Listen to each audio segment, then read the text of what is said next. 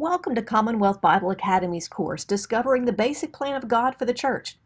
Before you get started with the course, let me show you around the course site. Let's start over in the navigation section on the left-hand side.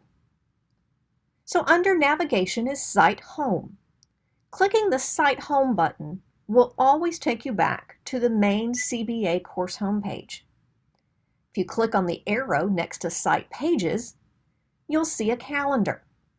This calendar will list any events and lectureships going on at Lehman Avenue Church of Christ.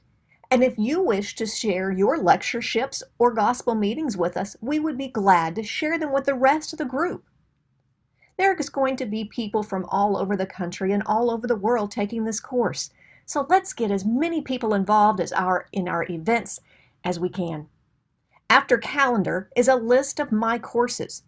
These are a list of the courses that you are taking with CBA.